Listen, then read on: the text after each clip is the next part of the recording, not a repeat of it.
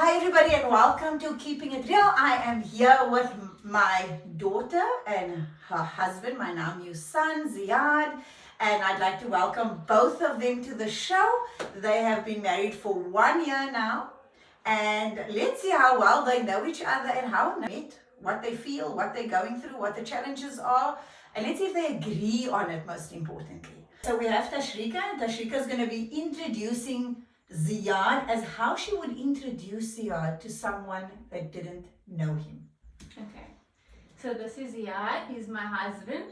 He's a year younger than me, believe it or not. He's probably one of the most social and outspoken people that I know. He likes to think that if he ever had to start his own podcast, he'd probably be cancelled. 100%. He is very much an affectionate person. He loves hugs and showing public affection, and I love that about him. I've grown to love that about him. And yeah, he's just one of the most lovable people I think that I've met. Okay, Ziyaad, how would you introduce Tashreeqa to someone that didn't know her? I'd say this is my wife, my crown jewel, the bane of my existence. I'd say the fashionista, the stylist that keeps me, looking good most days at work. When I get compliments on my fit, I always give it to my wife. Say she's got the biggest heart. She loves animals like crazy.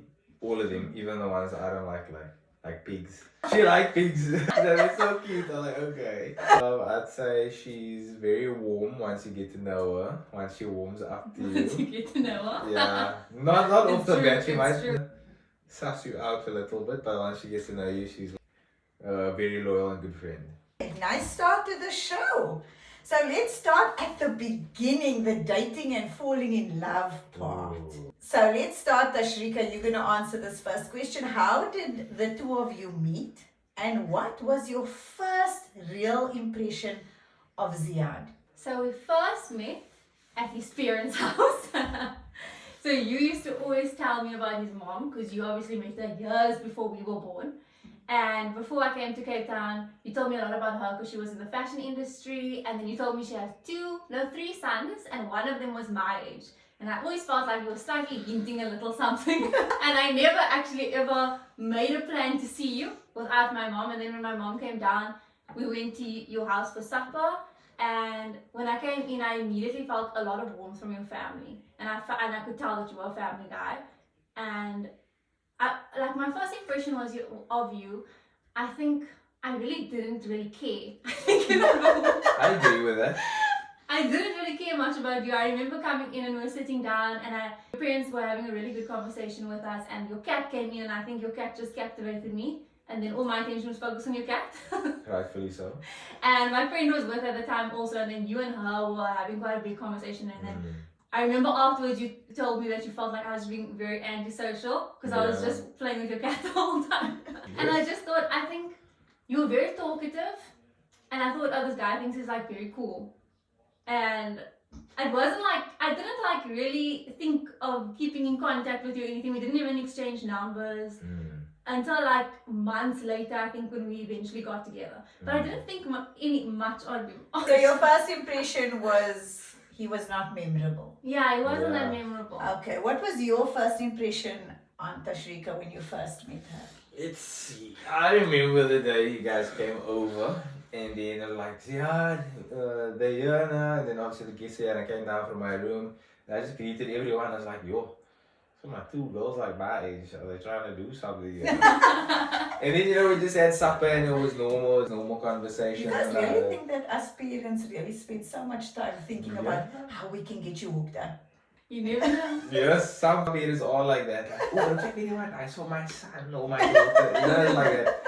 And then eventually, I think we cleared the table, and then you helped take the dishes inside to the kitchen, and then the parents were just around the table, and then I'd say the kids, we went to like the kitchen side, and we were just talking, but you were just busy with the cat. You weren't really talking to us at all. And then my brother came down, and then I think he and I were talking to your friend.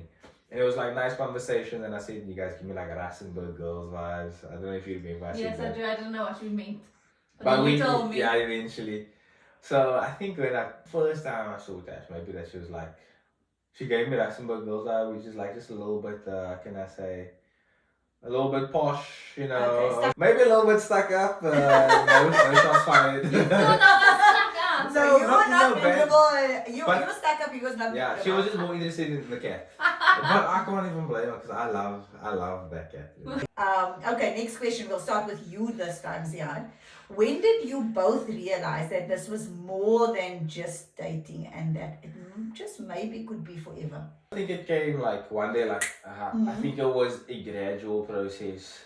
I think it happened like maybe between the space of between the first year and the third year, that gap between 1 to 3 years of dating. Yeah. Because after the first year, I was like, okay, maybe this is a serious relationship now. Because I never hit a year dating anyone. So that was like my first landmark. Once I hit a year, I was like, okay, now I can start thinking further than dating.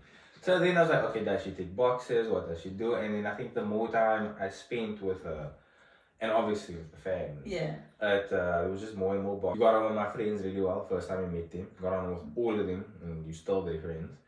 The way you got on with my mom, where you guys just talk about fashion, that's crazy. And just, you know, when I watch you with animals, I think I took you to a petting zoo. And I was seeing how you interacted with all those animals, all of them. And it was just warm my heart to see how she, you know, interacted She with them. make a good mother one day. But yeah, so it was more gradual and aha moment. Okay. And for you, Tashreeqa?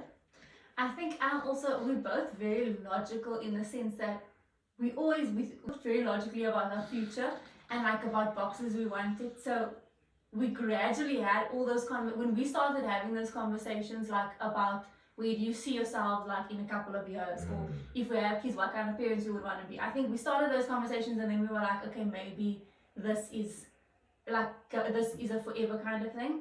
And then I also think, I know you told me this, maybe you forgot to mention it, but you told me this last night actually. When I went to India and you didn't see me for a while, and there was that gap. Yeah. Do you want to say it? No. Okay, you say it. Okay, anyway, you were saying that there was this gap and we had a very big fight or argument, and we never spoke to each other for like as long as I was in India actually. And then you were saying that you came to that realization because you didn't see me for so long that you actually couldn't imagine not spending time with me. Yeah, so what happened was I think we got into like an argument or something. And then it was one of our big arguments, so we didn't know like where we were gonna go from there. Yeah. And then I think I upped myself out of our relationship mentally. And I told myself, okay, I'm not with this girl anymore. And then I wanted to see like how I would think, how I'd feel. Yeah. And then the more I thought about it, the more I was like, yo, this is crazy. Like, what if she's another guy, or what if she finds someone else attractive, or what if she meets someone else, that type of stuff. And then the more I told myself, you know, I'm not with Tash anymore, the more I thought about it, and I went back and I looked at all the letters that she gave me, all the birthday cards and stuff. And then I came to the realization, like, nah, I don't think I could see myself with anyone else. And then obviously we were still together, but I had to take myself out of my relationship to see if we were to break up, how would I feel? Yeah. And then once I realized how I would feel, I was like, nah, I don't think I could do that. Yeah, so I think it was, for me, it was very much logical. Like, does he tick these boxes? Like, is he a family-oriented person? Like, we both share the same goals when we want to be parents one day. Is he going to make a good dad? Like, I asked myself very logical questions. Yeah. And it was never just like, of course I loved him. Like, that came naturally. But for me, it was, does he meet all of my criteria? It was something that I feel like I took marriage very seriously in that aspect. Okay. And I waited very long for the right guy, so I was not going to mess it up. And then like a moment, I think that was just mentally making myself ready. But I think with like regards to my heart and how I felt, before he even asked me to date, I'll never forget the day he asked me to be his girlfriend, and we were sitting on the bench, and you know the story. Yeah. But when he just, I don't even know how this conversation came up, that we were talking about what we want, like if we had a son. We both all of a sudden thought son, like we both always wanted a son. And he was like, I always want to name my son. And then he said the name, and then I was like, no ways. Like I've, in the back of my head, always thought about this name for as long as I can remember. I don't even know where that name came from for me. I never knew anyone with that name. But it was always at the back of my head. And when he said that, I was just like, no, something, like, there's something here. Like, I'm meant to know this guy for a long time. Yeah. And I don't think mentally, I don't think marriage. Yeah. But there was just like a feeling inside me that was like, maybe this is something. Yeah. Okay. So Tashreeqa. Oh, this is both of you. Can you answer this at the same time so I can see what you think? Oh, If you goodness. agree on this. Who said I love you first? Yeah. Ziyaad. And what was okay? So then, if he said it first, what was your reaction when he said it? So the context was we were watching a Manchester United game. We were. It was half time. Yeah, at the house in Camps Bay, and Hisham was there also. It was me, you and Hisham. And then it was half time. Hisham went to go make himself a cup Yeah, of he coffee. went somewhere. And United was losing. They were losing really badly. And I mean, I would think that he'd be in a very bad mood. And all of a sudden, he gets on the couch and he lays on the couch and he's like, Tash, I love you. And I was like, first I was startled because I was like, I did not expect this in the middle of a half-time losing Man United match. And then I was like, but then I was like, I love you too. Like, it just came out like, I love you too. Like, it just felt natural. Like, we've just been saying it. And yeah, that match turned out to be like one of the happiest moments for me. Yeah. So Man United losing got him to love you. Yeah, I remember that. It's like I really can't love them right now, so I'm gonna love somebody. But we were literally, I remember half time, and then I came to Laywire, and then the sun was shining on, and I was just looking at it, and I thought, yo, I love this person. No, I told her. So you didn't plan it. It just No, kind of happened. it just, I definitely did not plan to do that half time. Okay. Ziyaad, looking back, what was the green flags that made you feel safe with Tashreeqa? It was definitely her family orientation. That was a big thing for me because I've always wanted to end up with someone that's big about their family. Yeah. So when I saw how Tashi is very much, oh, fam, games night, can our brothers come with? Yeah. Oh, but yeah, what about Hisham needs to come with also? That type of stuff, you know? The way she's always looking out for brothers, the way she's always looking out for anyone that's related to her. That was a massive green flag. I said it before, the way she is with animals. Yeah. Just, you know, to care for any life, regardless of what it is. That's another green flag. Yeah. And for you, Tashreeqa, what was the green flags that made you feel safe with Ziyaad? You had a lot of boxes that you needed to tick. So what was those boxes for? I think my first one was that we were friends first, like we formed a very good friendship. And that night that we went for sunset, we had like a very deep conversation. I don't have deep conversations with anyone. So the fact that I could just open up to you so easily, that was a massive green flag. Like no one can just get me to. Yeah, and you didn't want to go out with me that night. No, I didn't. Forced me because we were all supposed to do something together, and I knew what they were doing. Just I go. said no. Yeah, it was like, no, I don't want to go. But I was like, I really want to see this though. It's like, no, but Shab, come with each other. I'm not going with to the beach right now. Yeah, and we had a very, so that was, I think, a green flag for me that you're very easy to open up to. And then I think the fact that you were so publicly affectionate with me, and as much as it took me some time to get used to it, it was a green flag because I don't think anyone's embraced me so much in public before. So it felt like, okay, he's actually proud to like be with me. That was a green flag for me. And also I think your family dynamic, that you had such a healthy family, and it very much reminded me of my family. So that was also a green flag. And the fact that you like Taylor Swift and you love Taylor Swift, that was a massive green flag that you knew. I don't know, would it have been a deal breaker if he didn't like definitely would have, because guys that don't like Taylor Swift, they creep me out. They really do. The fact that he knew a Fearless album and that we sang Love Story together in the car, that we sang Love Story at our wedding day together, that was just green flags. He loved cats and he loved my cat. That was also a green flag. Okay, so Tashreeqa, if you could describe your dating life in 3 words, what would they be? And if you make this funny, that's bonus points for you. Okay, does that have to be words or can they be like a phrase? Words. Individual. I heard phrases here because I. Okay, so then if it makes you feel more comfortable. Okay, the one was No, affection overload. That's technically like a Okay, thing. word. It's Yes, a one word. Okay. yes, affection overload. Sunset missions. That's literally all I remember of dating. Is like whenever we had something to go, we went for sunset on the beach. Yeah. And I think like I would say it was our life was my introduction to like streetwear and Jordans. I didn't know what was a Jordan and just a Nike. I didn't know that. I didn't know what a Chicago was until I met you. I feel like you just introduced me to the world of streetwear, which is not anything that I really experienced or experimented with before. Yeah. I think that was And for you, Ziyaad, 3 words. Beaches. Okay. Okay, that's Movies. beaches. Beaches, B-E-A. Do all of those with a bad mind. Beaches. I was definitely movies Mm-hmm. and family. Okay. So Yeah, family is also not for me actually. Yeah. I thought board games would come somewhere in there. Oh, dude. But I That think comes with it family. was Okay, so now let's go from the build up from your engagement to getting married. Okay. Ziyaad, during wedding planning, what was the silliest thing you found yourself arguing about? No, I don't think we really argued about anything during our wedding planning. Like, it was actually really smooth. When Okay. it came to viewing places, we were on the same page. The menu when it came to food, I think we were on the same page about that. There was one thing Oh yes, of you course. were getting. The silliest argument would definitely have to be that day at Kirstenbosch when we spoke about which song is out. And oh my goodness, of course Tasha had to make it a fight. Even though it didn't have to be, it was just about your opinion. What do you think your song? What I could didn't you make it a fight. What could you walk down the Honestly, aisle to? that exact song that was the argument is the song we walked down the aisle to. Yes. Was our first dance. But it was a silly place and a silly I argument. asked him what is no, you asked us I asked you, what our, yeah. our song is. And then I was like, oh easy, it's Breathless by Shane Ward. And then you were like, oh no it's not. And I was like, what do you mean it's not? And then even Hisham agreed that was our song. I was saying Fearless, the Fearless album, and multiple different songs. But Okay, I don't remember you saying that. Oh but yes, anyway. of course you don't.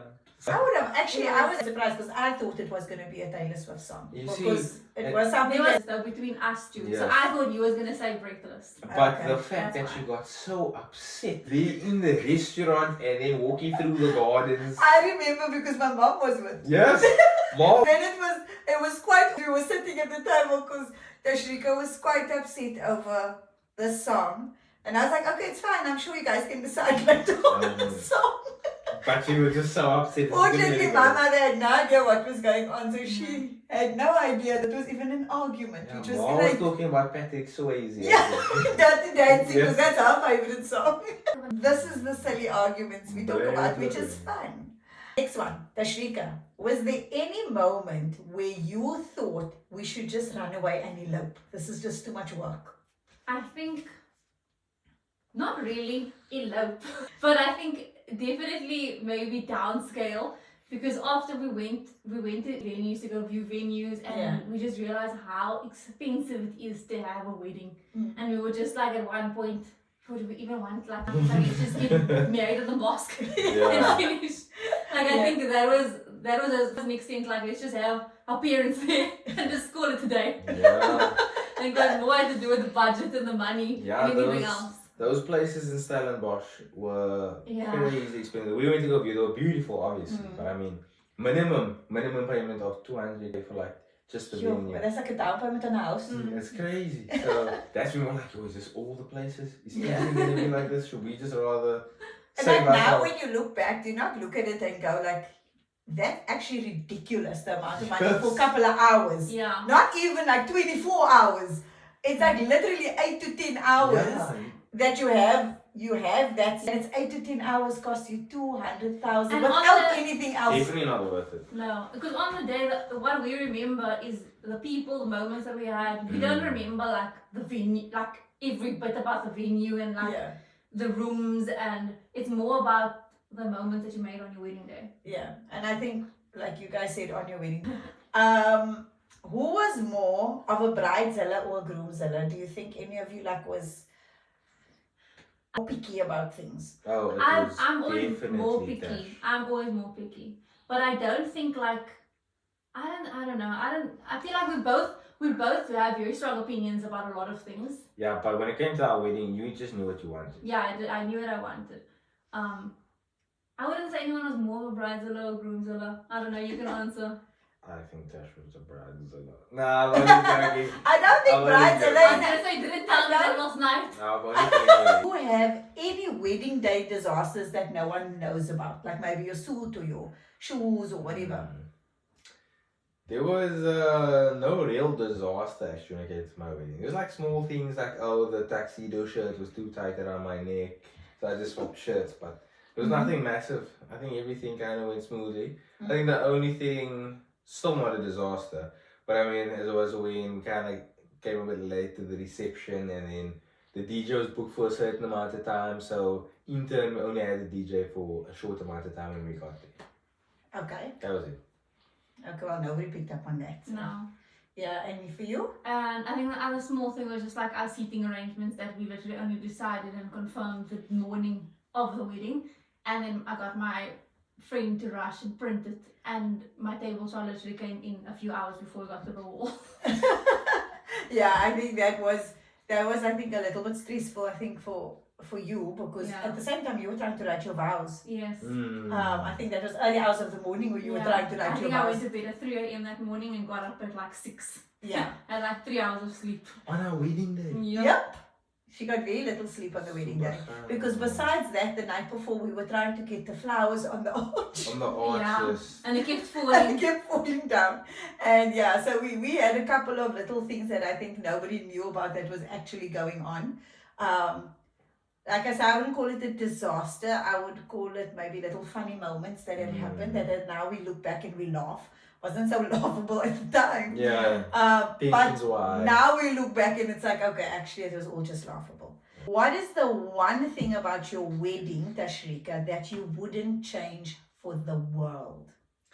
I think it was definitely the time between our nikah and our reception was in Houtbay at the house, from getting ready with all of my girls from my bridal party and having all our brothers there, having our parents there, having you and his mom getting ready with me. I think that moment was just like, it was just so chill. Like I never thought my wedding day would just feel so chilled and relaxed. And we had snacks there, like they were busy playing FIFA, and they were playing ping pong outside. And then we said our vows at the house with just like a small group of just our parents and my granny and immediate family. Just our immediate family. And it was just like, that felt like our wedding could have ended right there.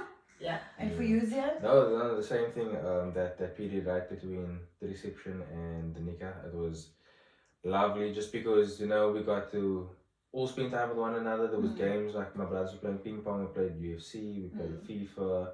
We went over the vows. I could check in with Tash every now and then. We knew where the girls were getting done. There was snacks for the guys. Ziyaad hogged the wedding photographer and videographer. So most of the solo shots were all Ziyaad. It's not that Ziyaad hogged, it's Ziyaad was done. True. And while you were getting done, they were just busy you were taking the best pictures. They were taking photos and videos of me with the drone there from far in the distance. So yeah, that was nice. Like we had enough time to do whatever we needed to do. Yeah. And then also coming to the vows, I think for me, that part is one of the most special moments of the whole day, where we just had to be with our immediate family. Yeah.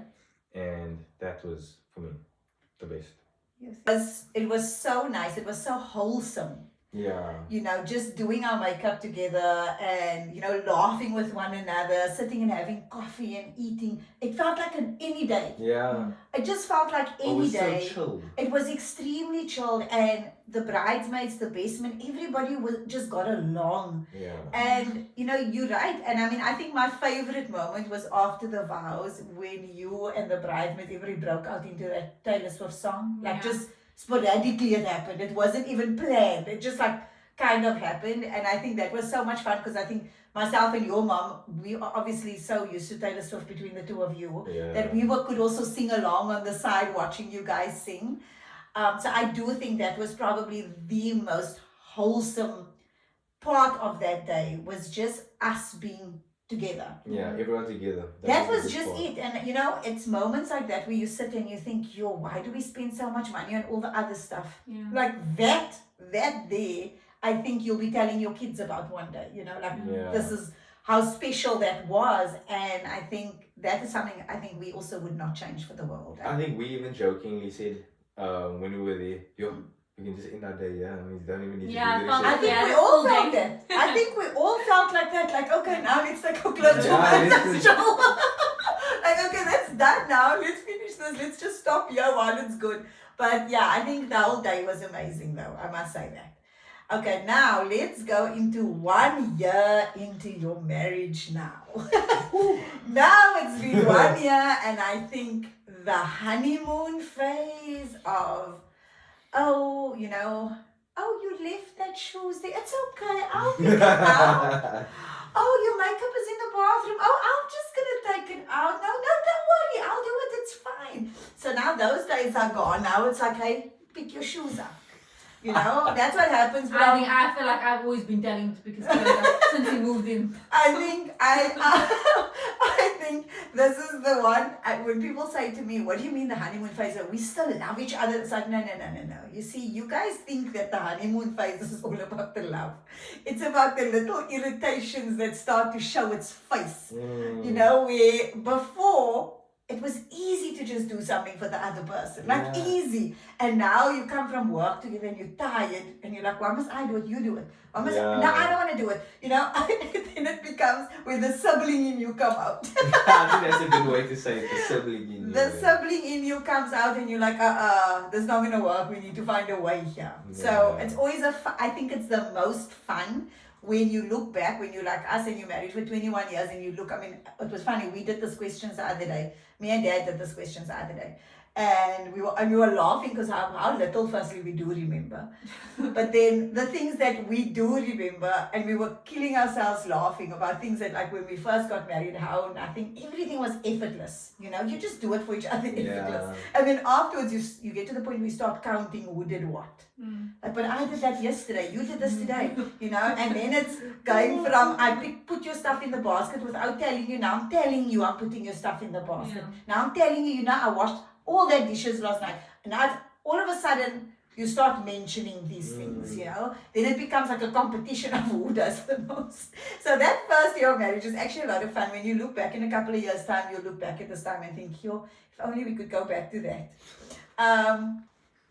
Okay, so let's start with you, Tashreeqa. What has surprised you the most about marriage in this first year of marriage? I think the first shocker to me was how much more emotional money becomes and finances, and how much more time you spend on talking about finances and money. Because living by myself or even living with Hisham, like that's not something I even think about. Like my money is my money and that's it. And now it's just so much more of like a grander scheme of things, like our future goals, what are we saving towards, and a bigger conversation than I've ever had before. And then also just getting married, we had to obviously move apartments and do the whole apartment hunting process, and that was a big challenge for us. I feel like we realized what each other needs in a space. I realized how picky I was when apartment hunting and how unpicky he was. I was questioning his hygiene at one point. And it's just because I don't mind a shower in the bath. No, it was not it. There was just certain things for me after I think living by myself for so many years and having so many different apartments that I needed in an apartment. Like I wanted a 2-bedroom. I wanted I didn't expect a 2-bathroom, but it would have been nice for me to have a 2-bathroom. I wanted a shower separate from my bath. I wanted a big living area because I knew we had to entertain. And then Ziyaad would send me these apartments on Property 24, like these small little spaces with like tiles, and I was like, oh no, Ziyaad, we're not gonna even go. And it was just that time I just remember very stressful because he was like, what he was willing to pay for the value and the value of stuff I was looking at paying, and like versus the quality. And I think it was getting on page with one another and compromising also for certain spaces in the place, and compromising on our budget and compromising locations. I think within that first few weeks of marriage we had to compromise a lot just because of that apartment and house hunting. That was a big challenge for us. So what was the challenges that you faced, going from a big family home, seeing everybody there? You're a very sociable person and a very family oriented person. So I can only imagine how challenging it must have been for you to go from that to this quiet space with just 2 people.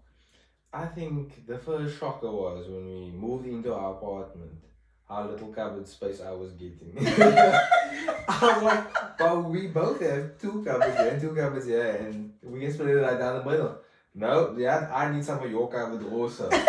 That was shocking to me, obviously. Yeah, but you saw how much cupboard space I came from, and then I came down to 2 cupboards. But I obviously was not aware of anything. I was coming into the same exact cupboard size. So I didn't think anything of it. Now I had to give up my cupboard space. And so she has place for her shoes, some of her jackets. Some things that I had to get used to was when Tash comes out the shower, and she goes to my cupboard and not hers. And then she looks for what she can wear. She gets first pick at my clothes before I get to decide my fit. That things I'm getting used to. Obviously, groceries. Oh my goodness.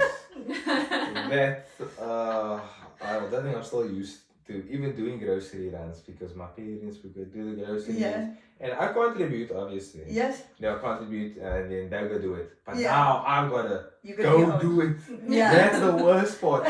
Going there, like when we came back from Thailand, Yeah. we were so tired. And also half broke. Half broke, jet lag, but we had to go get groceries.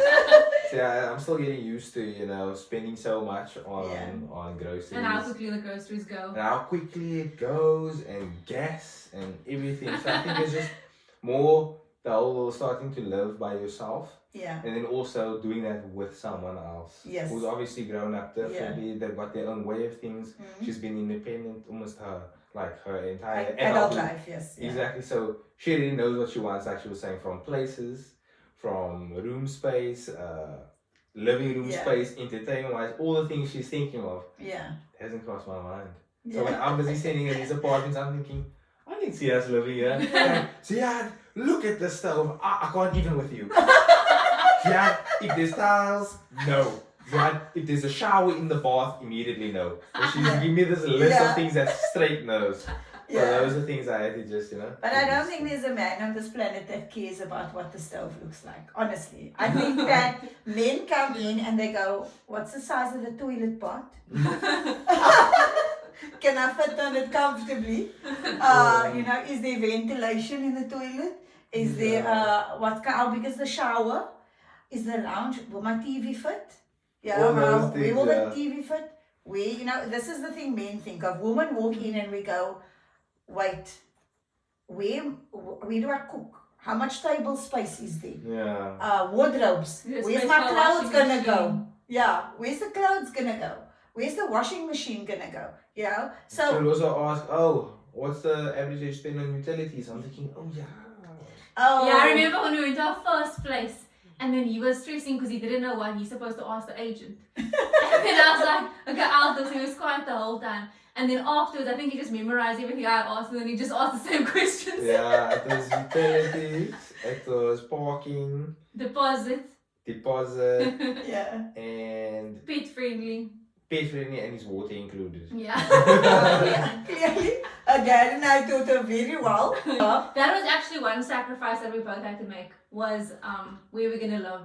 Because you obviously wanted to live in the south and like so live we, in the there suburbs. was also that lovely house we saw, and it was a Yeah. crazy good price. In the and besides, suburbs. it was like such a big place. It had like 4 bedrooms, Yeah. and I think 3 bathrooms, 2 Yeah. upstairs and 1 downstairs for guests. And there was a fireplace and everything. Yeah. But it was just in a place that I didn't want to live because of the traffic she would get to. I don't want to live in the Yeah. suburbs, I want to live in the city. She rather And then live we in the city. compromised and live in the city. How You do we lived, you compromise? compromised and you lived close to the city. Yeah, true. We You lived lived in the on the middle. very outskirts Yes, of the on city. the little outskirts of the Still city. not the suburb. About 1 year into marriage, have you learned more about your partner, more about Ziyaad, or more about yourself in this first year of marriage? I think that it's a bit of both. I feel like when we were dating, like I said before, he obviously introduced me to a lot of things that was like his street style, his personal style. I almost tried a lot of that and not became more of him, but took a lot from his style and I started experimenting with stuff that he was into and he liked. And now becoming married, I feel like I became more of my own person with my own style and it's actually made me feel more myself. I don't know if that makes any sense. Yes, it does. And I feel more into my feminine energy. Like how I was speaking to you the other day about I like dressing very girly and stuff, and I feel like he brings that out in me. Yeah. Like he pushes me to be that version of myself, which I really love. Yeah. And then I do think when we first got married, obviously I had to get to know this whole different person. Mm-hmm. And we are how different. I think your differences come out more when you get married. And you realize that like we were just talking now in the car about like our versions of on time. To my friends, they know me as a very punctual person and I'm always on time. But to him, he thinks that I always keep him late and stuff. So you just realize what your versions of on time is, what your versions of clean is. Yeah. You just realize how different it can be, even though you both classify yourself as the same thing. What you think you What are, you the think way you someone are. else sees you Yes, is those are the different. experiences. 100%. Okay, so Ziyaad, did you learn more about yourself or more about Tashreeqa in this last year of marriage? I think I got the same answer as like a little bit of both, but if I had to pick one, I'd say maybe more about myself because I've never lived alone. I've had to learn a bit more. I had to be independent. I learned more recipes this year than I had in my entire life. Like cooking things from scratch, I never did. I was just an air fryer guy, just warm it, done. But now I'm cooking things from scratch. I got more chores now, and it's not unlike anyone but myself. So if something's not done, then only it affects both of us, but it affects me directly. Yeah. As in, this space is not clean, and me, I'm very much I need a clean space to feel productive. Same with my office and with my room. Even when I lived at home with my parents, it's the same thing. But I also got to learn much more about Tash, as in her morning routines, what she's like when she wakes up, how she is when she comes home, how she eats during the day, and I don't eat during the day. I learn all these things, but I definitely feel like I learn more about myself. What do you both think? I mean, if you look at yourselves and the things you've learned about yourselves, what has surprised you the most about yourselves in marriage? Like when you look at the things that you've learned about yourselves, what has surprised you most? Have you been surprised at how patient you are or how compromising you are? I think I was surprised at how... Talk about me. No, about me. I was surprised at how... I thought that getting married... I don't know, I always had this in my head when I was younger. That's why I like dragged out marriage, I guess. That I didn't want someone in my space. And like I'd feel invaded and I'd lose like...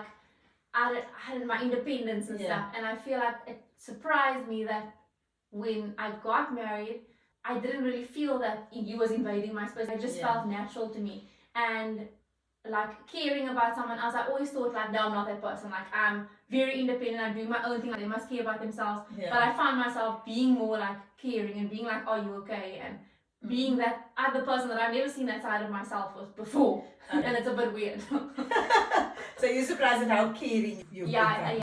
And for you, Ziyaad? Because we're all boys. It's not like we're Tashreeqa. She's like the only girl, and I get my way. Yeah, you can get your way. So I do feel like compromising is just a regular thing, but I do have more patience. Something that has surprised me that I enjoy cooking. I didn't expect chicken, that. Specifically. Leave my chicken alone. The healthiest one, so it's okay. The only thing is I just don't like the dishes. The thing is, the worst part is when you cook and you have to do the dishes. Oh, now you see, she didn't tell you that rule in our house. So in our house, the rule is whoever cooks, the other person must do the dishes. The chef doesn't have to do the dishes. Because I do the washing, he does the dishes. And cooking we alternate. So that's why it doesn't matter if he cooks, he does I the don't dishes. agree with that, so thank you for raising something. So maybe maybe when you look at that, you can look at that way. Maybe you can look at compromising on the washing, on the way that's done. So maybe one can sort and one can, so just... Oh yes, you can do the ironing. So someone can sort and someone can... And you've never even picked up an iron in your life. So but that's a bit drastic. That's giving him another chore. Oh, thank and you, sharing a chore. Yes, so we both share cooking. No. Yes, so when you cook, he does the dishes. Yeah. And then when he cooks, He you does the do the dishes. dishes. Because I always do. And when I cook, I'm cooking chicken, I'm making proper things, and I make the salad, and I put the salad in the pan. I also make proper things. No, Wait, but just listen. I put on music, When I cook. I do the dishes every single week. That involves putting the washing in, separating the loads, then folding it, then ironing it, then folding it, then putting it in our cupboard. Then you do the dishes every day. So cooking is our medium. So I'm saying, so you just take a load off each other. Fine, we've come to a conclusion that Tash will cook every day if I continuously drive. Yeah. Is that what you said? Yeah. As long as you drive there, I will cook. And I'm assuming that's a no from you.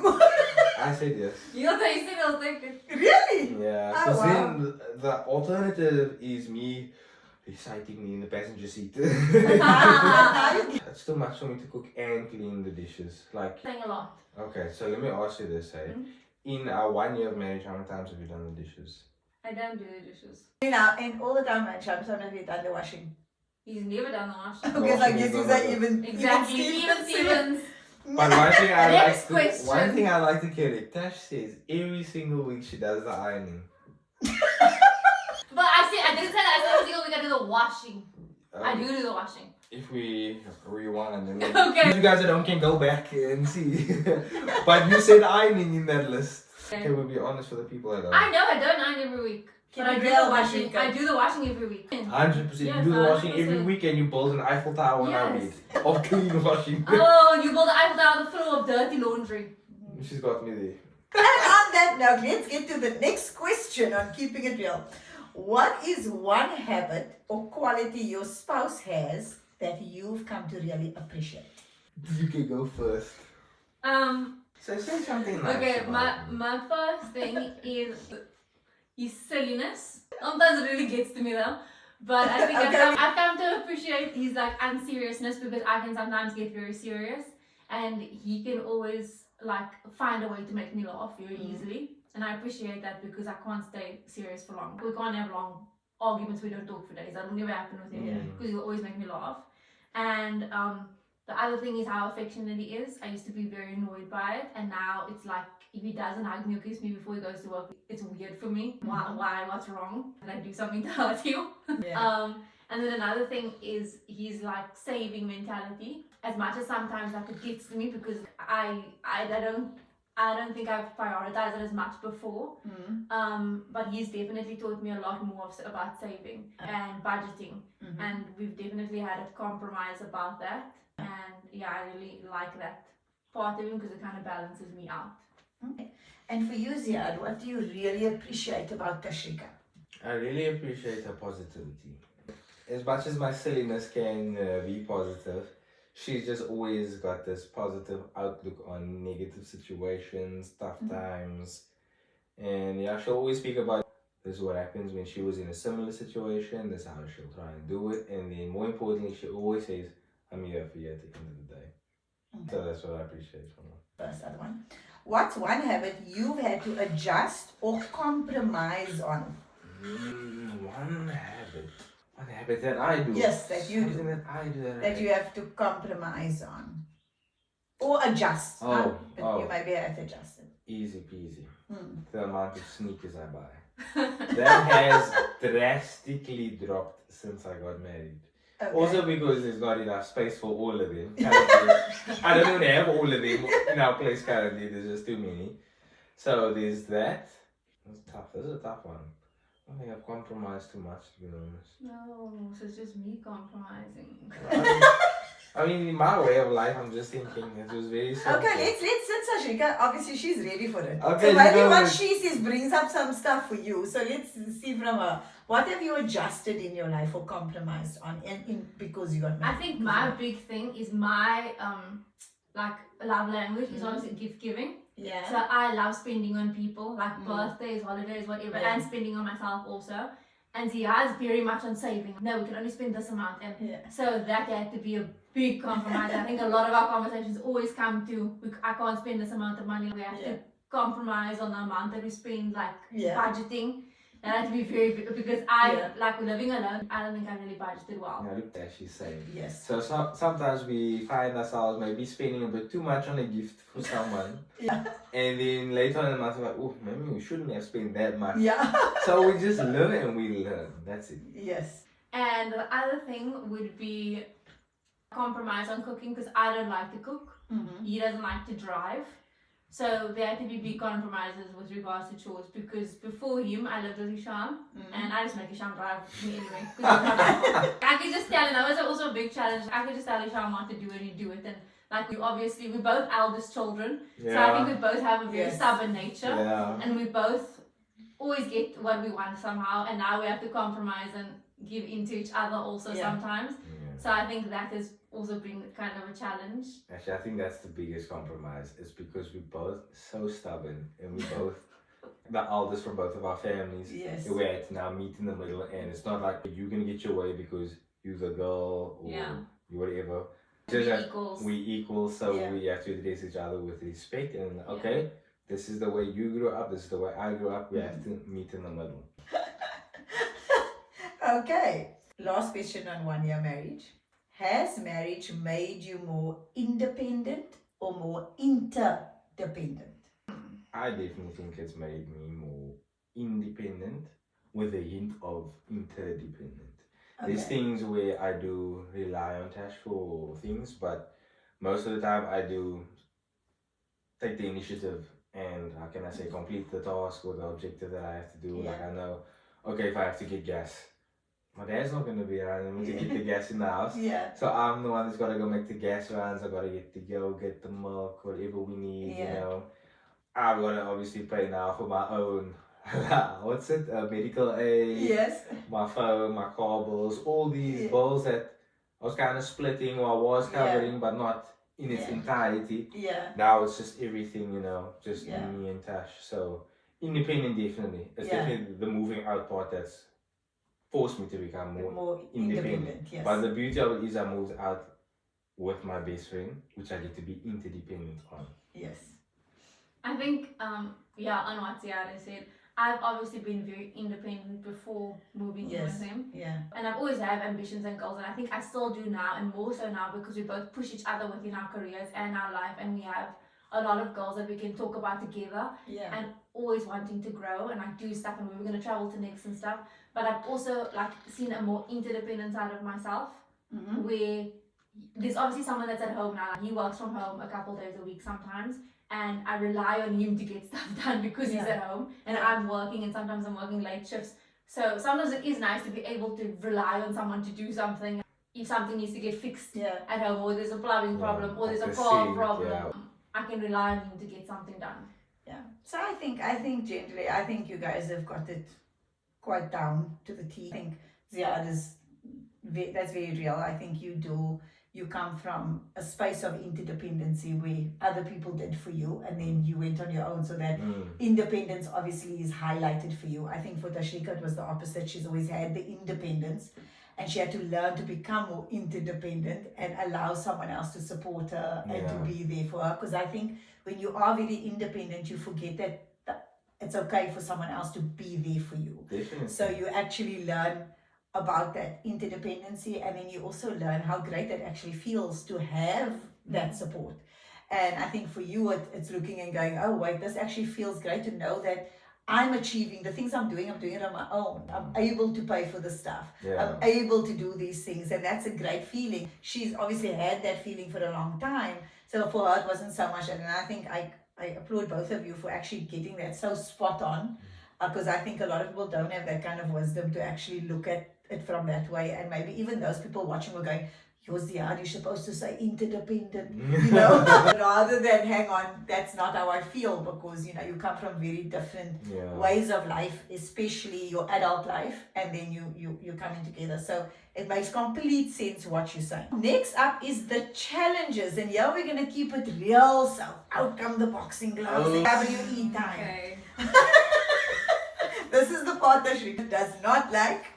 But yeah, why would this be called keeping it real if we didn't have this? Okay, so let's start. What have been the most difficult thing to navigate as a newlywed? I think it's definitely been our time, navigating to make time for everything and everyone, making time for our family, making time for work, for us time, for alone time, for our friends. That's been very tough for us. I feel like sometimes we go months without seeing our friends. And then another thing is navigating through our own traditions and our own ways of doing things, because when we just got married, we realized that even though I was living alone, I still carried a lot of the same things that like we were doing as a family with me. Even down to what oil or butter I bought Flora. He did it. Like down to small things like that. You just used to it. You don't realize You bought Albany bread, he did it. Like it's small things that you just go to the grocery market, you just take it and you don't think like where it's coming from. And then going grocery shopping with him. no, but let's use coconut oil. And I was like, what? I've never used coconut oil. It's so dumb. And I love coconut oil. Yeah. But like stuff like that. And he's like, no, he doesn't like Albany bread. I'm like, what's wrong with you? Like, you don't like Albany bread. You're my favorite bread. I wanted and took it to India. No. That's how much I love Albany bread. So it was just things that like, and then obviously there's deeper things where it came to like how we celebrated Eid or how we celebrate some holidays or like our family obviously does Christmas and he didn't do it to this extent before buying gifts and so it was realizing that even though we both like from the outside it looked like we have the same families, you don't realize the smaller things that we do so differently that now we have to like look at either a whole new way of doing things that's not like our family did or okay, what do we actually like better? What works for us? Yeah. And for you, Ziyaad? I feel like it's the exact same. It's just picking up the small differences in the way we grew up. Because like, okay, Tash, for example, the bread. She loves bread, but then we came down to the conversation, okay, who's the biggest consumer of bread? In the I barely eat bread in the morning. So then we made a compromise there. Okay, this had to change. So just about also learning about other traditions, the family, like the way you guys obviously celebrated Eid was different to the way we did it. And like you said, Christmas, I've never celebrated. I think the first Christmas, actually the only Christmas, that was crazy. But my first Christmas, I couldn't believe it. I was like, what? All these gifts is for me? So there's some joy in it and there's some difficulty, but you know, we understand that we are different people. We grew up differently. She grew up in different parts of the world. I grew up here my whole life. So we're going to have differences just through the way we grew up. And I also think that, and this is for most married couples out there, I think the one thing you have to realize is that Dad and I as a couple, that was our traditions. You fell into our traditions. It was never yours. It was always ours. And so this is the time where you guys get to have your traditions. You don't have to take ours on because that was ours. When Dad and I got married, it wasn't, I never did Christmas before that. And then I had to compromise on that and go, okay, well, hang on, this is important to your family. And your family is now my family. So now it becomes important to me. So I do that. So you're like, okay, it's not hurting anybody. It's not whatever. So I'm going to do that and I'm taking that on. And so, and for him as well, you know, it was looking at things that, you know, I grew up doing for Eid and the way I did it.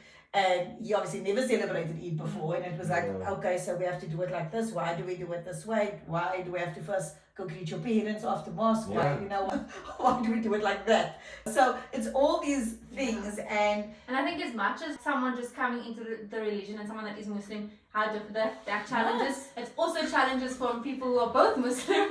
Yes, because of course, if you grow up with someone who's reverted into the religion, like for you, Dad came into the religion, so he didn't have the exact same feelings that someone that has always been brought up in the religion has. So there was a lot of compromises in traditions because it's not religion really you're compromising on, it's traditions. It's just things that you've grown up doing. There's no sin in doing it or not doing it or whatever. It's just a way of doing it. And I think for me, what's been always very important for me in our marriage, and I think we spoke about this the other day, was knowing that the two of you are coming together and it's for you. This is for you now and your children, what your children are one day going to fall into. And so you building your traditions on the things that there were maybe things that we did or your parents did, you know, that you didn't really enjoy and now you want to change it and tweak it a little bit. You guys must never feel like, oh, my parents are going to take offense because I don't do it like that. For me, this is now your turn. This is your turn now. You're going to take things that you love and things that you didn't quite like and you're going to keep some, you're going to let some go, you're going to start something totally new that's going to be just you. And I think that's a beautiful part of marriage is that you take some things along and then there's some things you just create. You take a little bit of both and you put it together. And so I think it's okay for you to be who you are. It's okay for me to be who I am. And we can still move forward from that. So for me, I think seeing the way you guys are, I think that you have very logical ways, but I think you also have a lot of heart in what you're doing because family is so important to you. So kudos to both of you on doing that. Next question, how do you handle conflict and has that changed since being married? I would say I handle conflict exactly the same. Address it. When you're feeling something, I ask you to elaborate. Let me understand why you're feeling the way you're feeling. That way I can remember, okay, this is what made her feel like this. This was like a trigger for her. Let me stay away from this. Is there a better way I can handle the situation for if it happens in the future so that I don't upset her? things like that. Yeah, I think normally with conflict, you are always the first to address it. I think when we started dating, I used to always like just push it on the rug. Oh like, yes, you'd always push it out. Yeah, I'm like, no, we Dan, don't- let's speak let's not about talk, this. let's just get over it. Let's just let it go. And That's what I I used to said- always say that. Let's speak. I want to know why you feel the way you feel. And you used to always like, you were big on communicating, you wanted things resolved, you didn't want to just leave things unfinished. And that's also one of the things that I really like about you is that no topic or argument will be left unresolved. We'll always talk about it so we know what's wrong. I have to. And I told her the other day, you realize you married your mother. it's true that. Because I'm exactly the same. I can't physically, I cannot fall asleep. I need to talk about it. If something's not resolved, it really sits with me. Yeah. I can't not resolve it. You I play need it in it. your head Yes, and you because think, why does this person yeah, feel the way they yes, feel? and also I think when you're a person that you're very hard on yourself, you wanna understand how did you love this person. You wanna understand how did I hurt this person. I wanna understand because I don't wanna hurt you. I want to support you, I want to encourage you, I want to be there for you. And if I did or said something that was hurtful, I need to know what that is so I can change my behavior. And I think, yeah, I laughed the other day because when Dan and I did these questions and when I asked him this question, he said, I ignored it. That's exactly right. And he's like, I don't deal with it. I don't. And that's very true for him. It takes a lot. I have to go, I do exactly, I was laughing inside while you were saying it. You normally have to go to her and say, you know, we need to talk about it. Can you open up? Can you talk about it? If you need a few seconds, I'll give you some. Yes. But I do think one thing that I have in common with conflict is like if you mad or if I'm mad, whatever the situation is, we both need like time alone. When you get really angry, you need time by yourself. I just need to give you like 10 to 20 minutes by yourself. Because I And understand. I think it's the same with me. Like, I'm very upset. Like, you mustn't touch me. You mustn't come near me. I don't like that about you. I know you don't like it, but That's where I can't touch you. It's always been like that. but when he's angry, then I can't do that to you. I He don't can come mind at if me. she touches me when I'm angry, but I just want to show how it feels. Yeah. That's like, When you are a person that enjoys touch, you know that when someone's gonna touch you, I know if they come up to me and hug me, then I'm out like ice cream. Then I'm gonna forget everything that I was cross for, and I don't want to. I want to hold on. I'm blessed to be angry now. So Yeah. don't touch me. Let me be angry. Don't let me forget why I'm angry. You know. So I think that when you are a person that you know what touch does to you. But I think also as women, we also know that. When you are angry, that it makes it worse because you become emotional. Because what happens is, and I think most people don't realize this when it comes to body language, is that when you hug, when you hold someone, you become heart to heart. And so you actually start taking on each other's energy and you start feeling each other's energy. And that can either result in things getting worse if the emotions are heightened, or it can result in you actually calming down. But it's knowing each other and knowing, like I know Tashreeqa. If she says to me, Mommy, no, like I don't want to be touched now, I know it's because she's going to explode. yeah. If I do that, she's going to explode. So I know I need to move away from I could probably break something if I'm upset. I could. No, I definitely can, and I know I've always had that ability. I don't think I could hurt someone, but I could break Yes. something. I don't think I can break Like, something. I could No. just get that angry. That's why I know myself and I know I need to step back from a situation. And I just need to just be by myself for like 20 minutes. Let me just cool off and breathe and then I'll be fine. And I think the reason is because for Tashreeqa, she's not a natural communicator. We can articulate what we're feeling quite easily. That's what I hate actually, is that he can communicate so well and I can't, and then it will convince me that okay, maybe he's right. Even though I'll never say it, it's like you. Because sometimes I'll look at you and I'll know that I'm right in the situation. You're just talking yourself so much. Oh, you're right, you're And I'm absolutely like, you're convincing both of us that you're right, but you're not right. I am right. I hate that No. about communicating. But this is why I say, because you're not a natural communicator, you Yeah. feel like you can burst because you're feeling like you're You're not. not hearing me. Even you can put yourself in my brain as a peanut. Yeah, that's why I think you just don't rush through your sentences. Take your time, and then maybe we're able to tell me how you actually feeling. Because sometimes I feel like you just want to make your point and you just want to get it But across. I that you can't speak and you- communicate it because I don't have like, I Yes, just can't yeah. put it together. She's a more visual person, so she Yeah. can maybe probably see it on TV and then say, "But you see, Yeah, I do do you that. see?" Now you that's know? what you do to me. Yeah. It's easier for her to communicate through pictures and what she's seeing to give you an idea of how she feels than for her to actually say how she feels. Where for us, who are natural communicators, it's very easy for us to articulate. I mean, Dad says to me all the time, he says to me all the time, you think so fast. It can't come out of my mouth as fast as you can say it. And then he feels like Tashreeqa. He sometimes feels like, you're so convincing. I feel like I'm wrong, but somewhere inside me I know that I'm but yes, I do feel for people who are not communicators, because I do think it is actually quite difficult. Because I know just how good a communicator I am. I'll tell you already, I already feel sorry for you before you even start. Yeah, so I do think that is a challenge for you. And so that's why I know when you are now full of me, and I've seen you when you're upset at me. That's how I am with him now. And especially, I will tell all of you this, do not ever mess with Tashreeqa's cat. Don't ever make her believe you're going to kidnap it or catnap it. Don't make her believe that you're going to do something to her cat. She will come after you. I think the one morning me and you had an argument about Squish, because I just asked you to give him, I don't know what, food or something, and you were like, oh, I'll see. And then I had a whole debate. I was like, what do you mean you'll see? This is like our child. I had a whole argument with him because you didn't. And I was like, what do you mean? But sometimes I just have to go on. Yeah, I know. That's what Isham and him also do. I never said that. I don't like that you guys all like to push the button. I think it's very funny that you can't tell that we're pushing it. Yeah, and your buttons are so cute. I don't like it. It is actually very cute. We actually all really like it. We talk about you even when you're not here, and we'll say, where's Tashreeqa now for this? This is so when funny. she gets upset, it's cute. So it's very cute. No, it's not. It's supposed to be cute. Look at it. Yeah, I see. The thing is, I think you don't say it as cute, but it actually is quite cute. Okay, let's go to the next question before it doesn't be cute no more. Have you faced moments where outside pressures, family, career, finances, friends, affected your relationship, and how did you navigate them? Any of you can answer. You decide who want to answer first. I think not directly, maybe indirectly. There's pressure because obviously we're both on social media and stuff, and we both see, and we obviously both comes from a household where our parents were married, and we see things, and it's like geared at the back of our heads of how marriage is supposed to be, and like small things of like who's supposed to do what, the conventional take of marriage, and we maybe have that. And the other day we were having this conversation that like we're trying to fit into a norm and fit into a box, but maybe this is just how we are. Maybe we are unconventional. There's not one way of doing things. It's fine if we survive the whole week on air fryer food and like oven goods from Woolworths. It's just like our dynamic and what works for us.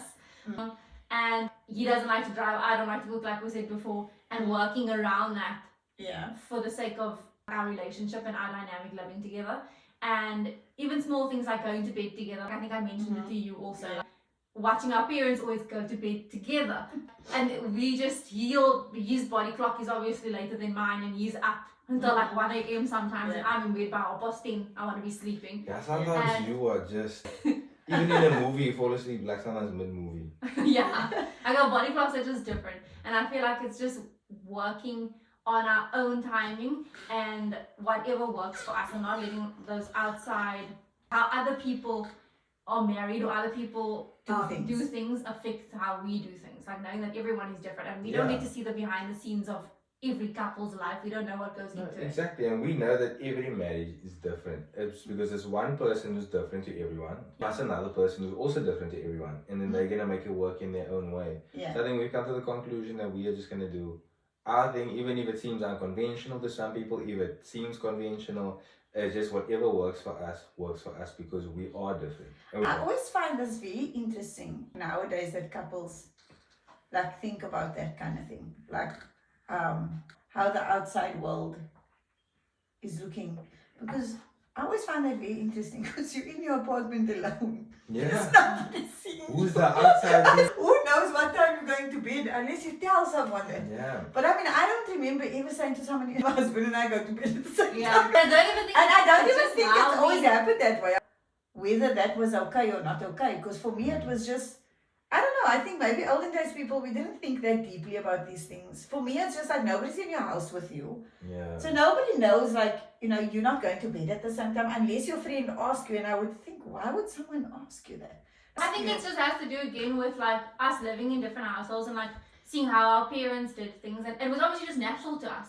And then coming together and then just like, oh, we're not doing things like this. Is that And wrong? also Is that, yeah, and social media, there's always like you get those couple influencers, for example, the Ace family. How didn't they glorify yeah, and being married and everything, and then they got a divorce? And everyone was putting them on the shelf. yeah. The Ace family is what I want to be. My marriage must be like the Ace family. Okay. But not knowing obviously what's going on behind the scenes because the only thing we see is what they show you. And that's everybody, right? I Yeah. think most people show you the best side of their life. Exactly. Nobody wants to show you like the difficult sides of it. And I think that, I mean, this is what keeping it real is all about, is being able to showcase what that normal to one person is not normal to another person. There's actually no such a thing as normal. I think that, you know, the way you live your life is just totally up to you. I always say to Tashreeqa, this is how I feel about my life. The reason I don't care about what anybody thinks is because unless somebody's going to come offer to pay all my bills, they can have a say. You don't pay the bills, they don't get to say. Exactly. You know, it's very simple to me. You want to pay my bills? Come pay my bills. Me and you can talk. You can tell me how to live my life. Yeah, I will listen to anything anybody say if they want to come pay my bills. Then they can tell me exactly what to do. Until then, nobody gets a say in my life. I know there was a time where you were working from home more often than not. Do you think there was a time where you felt that it rolled over into personal time, or were you able to very easily switch off when it was switch off time?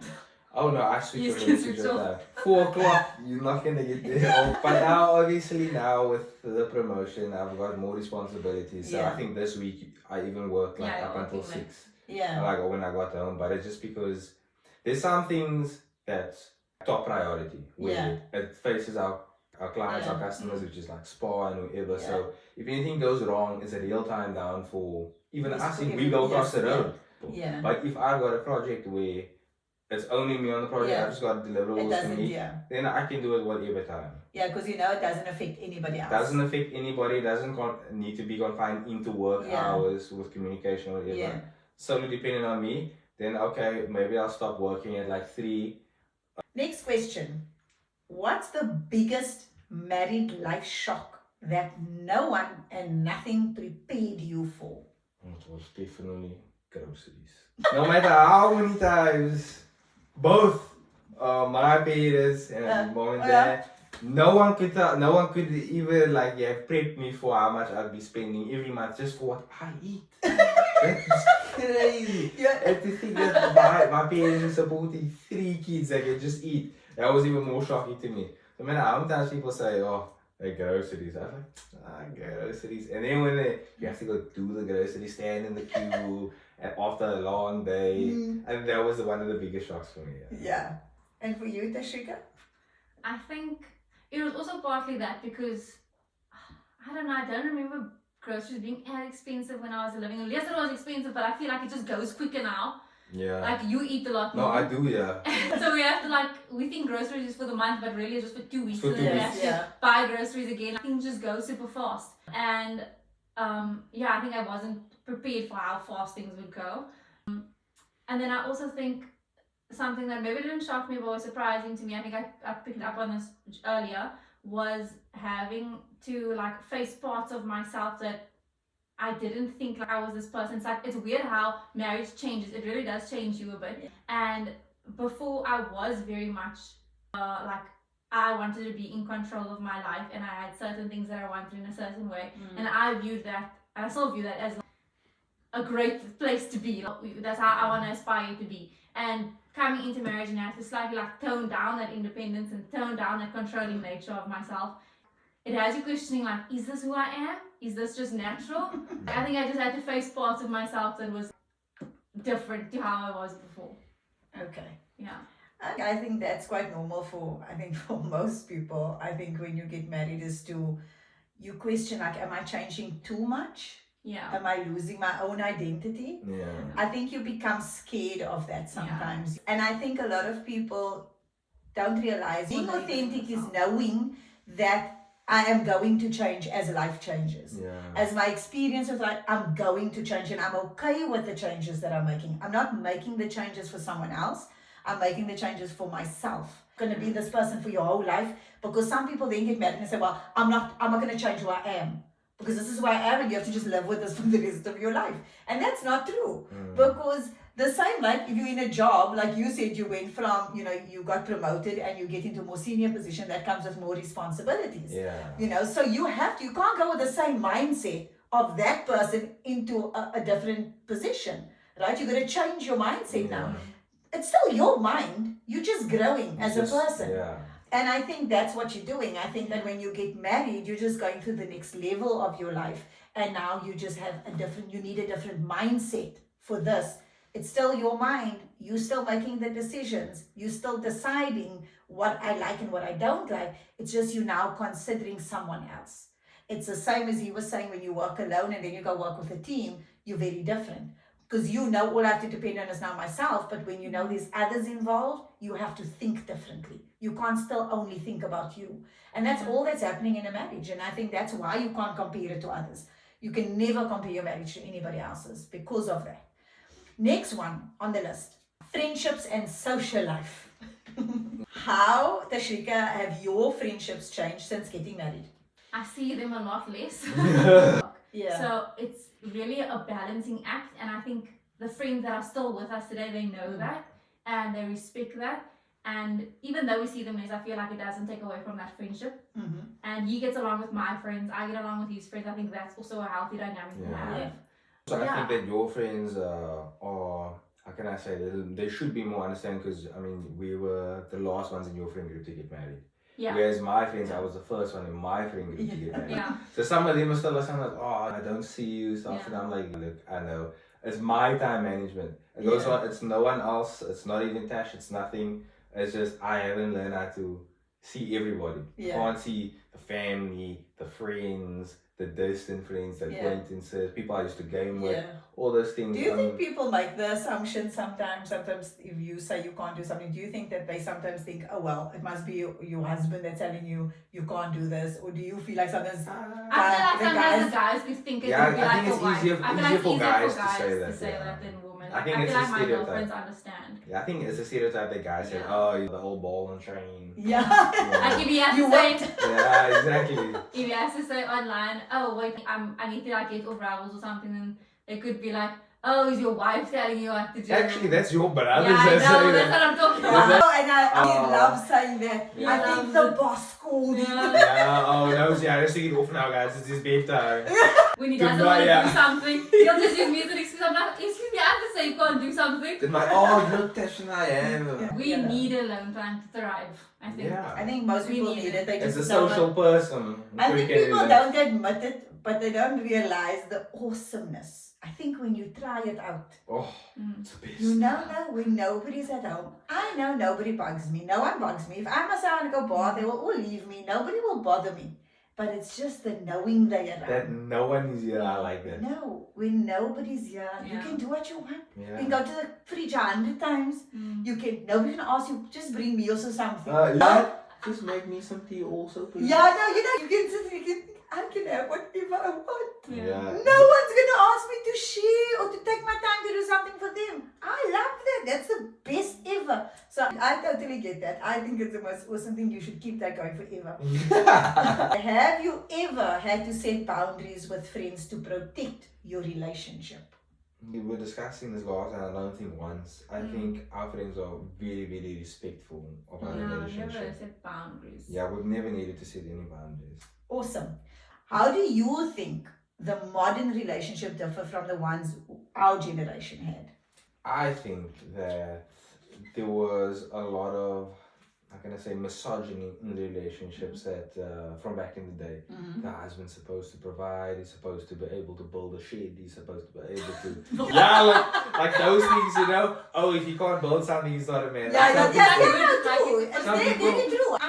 I know my brothers, if they met a guy, that came home to visit me or something, and he took good care of himself maybe, like he would smell like cologne and his face was all shiny. What girl you dating? It was like that. Yeah. So you'd be like hesitant about like introducing anybody to your family because they would judge it. A man looks like this, acts like this, speak like this. And so I think it's very true what you say. He's not supposed to have soft hands, Yes. all that type of thing, Yes. the general stereotype. But also I Because think Ziyaad has the softest hands. That's why I said it. I've got me mum's hands. Anyways, I'm just saying, like, I think that relationships were also different back then, also because of how affordable life was. Yeah. I mean, like, I know someone at work who grew up, he's got 12 siblings, his mother didn't work, and his father was a carpenter. And I was thinking, yo, in today's time, that is so crazy. Like, Yep. so Yeah, I feel we always talk about that, what our parents had accomplished at our age. yes. And like, what are we doing with our lives? Yeah, and so that kind of just puts pressure on the two of us at the same time, so we understand that we need that double income household. Back in the day, you could support an entire family off of one salary. So it just became a little bit different, yeah. For you, Tashreeqa? Our generation. I also think it was that conventional mindset, what a husband is supposed to do and what a wife is supposed to do. Like, she's supposed to care, she's supposed to be at home, supposed to provide with like food and do like all the domestic work and then see to the kids. And in today, I feel like because most of the households, both set of like the husband and wife work and they both have a busy work life, when you come home, you're both kind of drained and you're in the same boat. Yeah. And you actually have to see each other as equals now and equally share the responsibility of the house. And that's something I feel like that has changed and shifted. I think so I think we had a lot more family input. That was a great challenge, and I think for you guys today you have more that independent kind of lives together, where you get to go out and you get to start your lives, just the two of you, and parents can remain outside of that. So I think that's where there's a big generational shift with that. But I don't think it takes the pressure off you guys. I think you still kind of feel like, hang on, our parents did all this for us, so we still want to be there for them. We don't disappoint them. We want to still showcase that we respect. And I think that's something that will just always be there. If you look at social media, how do you think it's impacted your relationship in any way, both positively and negatively? I think it definitely made me like aspire and have different goals and ambitions. I think when we see TikToks of new countries or cities that people are traveling to, oh, I want to go there, I want to try that, and it can be aspirational. In another sense, it can also affect you negatively, but subconsciously, where you're scrolling and you're just seeing how this husband cares for his wife, and then you're just having these expectations. Oh, why is my husband not doing that? But you don't realize it until you eventually take it out on each other, and then you realize, okay, wait a second, let me step back. That's not my relationship. This is from TikTok, and I'm just comparing. And sometimes when you compare, you just make yourself sad, because like we're saying, these people are only showing you what they want to show you. We don't actually know what happens off of camera, the reality of what marriage actually is. But I think we don't get too affected by social media because we understand this. But do you find it can be a distraction in your relationship? Like because I mean, for us, obviously, we never grew up with social media. So for us, we spent time at the beach, just being at the beach. You would go, present. You were present, you were enjoying the moments. You didn't care if you got sand in your hair, if your hair looked yamaka or whatever. It wasn't a thing. Whereas today it's become, that you maybe feel like every moment has to be recorded rather than just have a moment. Sure, we literally don't have a lot of pictures together, but like when we were dating, I have like a ton of pictures. Like, it's crazy how less pictures and videos we take. What do you think made the change? Why do you think you've started taking less? I think it's because, let's say I'm coming over to your place, right? I'm coming to fix you. We've already spoken about what we're going to do. Hypothetically, we're going to go to Kirstenbosch. Tasha's had time to sit, okay, I'd like to take this photo, this photo, this photo. I want to get this type of vibe. But when we're married, we're just like, what are you going to do? I want to go there. Oh, yeah. Ooh. Spontaneously, let's go get mochi or something. And then you just do it. You just do it. You don't even end up taking a photo because you don't think of it. And because we're with each other every single day. We get a lot of moments together. So it's not like... It's not little moments that you get in between stuff. But like the big moments, I think we still try and... We love our pictures. We love to dress up. It's more for the outfits. For the outfits. But I think that's something we both feel that we like to do. Yes. Like you love your outfit. We love dressing up and we have to take a picture and we have a good outfit. Exactly. But I think we understand it. No, let me tell you, I'm the queen of photos and videos. I absolutely love it, and I will never apologize for We it. know that you are. I love it, and I love it more because when it's somebody's birthday and I get to put all the videos and photos I have of them together, I get so excited because I know there's some I haven't shown. Yeah. Like, and then I know when they come, they're gonna go, wait, where did that one come from? I can't believe You know? you had that. And I also love being able to do it because, well, one, because I lost my memory. So for me, it's a big deal of capturing memories now, of always having Yeah, it. that's funny. Because when I lost my memory, that time phones and stuff wasn't so big with cameras and things. So I didn't have anything I could go back to other than those little Kodak photos that we maybe took, Yeah. here or there. But there was very little like pictures that I had that I could take. So now it's become like exceptionally important to me to like photograph every single moment because I'm so worried, what if I forget this? I don't ever want to forget this moment. Yeah. And I especially love the moments when nobody knows you're taking the photo or the video. Yeah, the candid photos. Yes, I love that. Like sometimes I think Ziyaad and Tashreeqa must be thinking I'm such a creep because sometimes you guys will be outside walking at the pool and I'll be upstairs here and I'll be videoing you from here on top. I did that for you from time you guys were dating. There's love there because I love that. And I think it's the one thing we do have today is being able to capture these moments. And I think it's exceptionally important for couples to capture moments because when you get cross, and then you can go through your photos and you can remind yourself of why you still with the person, especially as you're there for years and you now suddenly need to go, wait, I can't remember why I married him now anymore. I think we take pictures like, I feel like we don't take as much pictures because we're just living in, like, they don't tell you this, but marriage sometimes it can be mundane and very routine. And there's a lot of small moments that we have where we're just watching TV or we're eating dinner together. Yeah. And that's just, like, it's just the routine. That's what we do every single day. Yeah. And so when we But do go out and this dress is why up, I think you guys, especially you, because you're such a socialite, and I honestly think we were talking the other day about changing the narrative, and I honestly think you guys need to start changing the narrative for other people that's gonna get married. What do you mean changing the narrative? Where instead of showing moments, great moments, show the mundane. Show the, we're only having chicken from the air fryer tonight. Came home late again. She didn't put petrol in the car, guys. Yeah. Oh, you didn't do the dishes. Check this out. For people to understand what normal marriage is. it's not just and this it's high not- roller yes. coaster that you're on. And So we can stop heightening this sometimes it's just expectations. normal. Yes. And sometimes it's boring and sometimes it's okay. Because I think that that is your life. I think even as a single person, that's your life. You have moments, you have great moments, but you have a lot of boring ones. Yeah. A lot of boring ones where you're lying in your bed and you're just Yeah, it doesn't show you Yeah, that. sometimes you just do that together. Yes, and then when you ask someone and they say, no, I don't do that, like we all do that. But the thing is for me is that yes, we need to change that narrative because I think there's a lot of people getting divorced after 6 months, 1 year, simply because they What they have this thought. expectation what social media is creating. Yes. Yeah, And it's like, let's oh, do this man something. can't give me that life, so I don't want him. Mm. And this whole thing about people calling each other narcissist and gaslighting and whatever. For us, that was just marriage. That's just marriage. It's not gaslighting, it's marriage. You look and you say, someone didn't fill the kettle again. It's not gaslighting, it's what we call sarcasm. And we do it all the time. And I don't find anything wrong with that. You laugh about it afterwards and it's finished. But today, people look at that and you're not supposed to talk to me like that. Yeah. Did you hear your tone of voice? That was so narcissistic what you just did. What crap you talking? Nobody's psychologist. Stop starting to label each other. To me, it's just live your life. People, this is our safe space. That's how we do things. And this is just how we speak to each other, and this is just how comfortable we are with one another.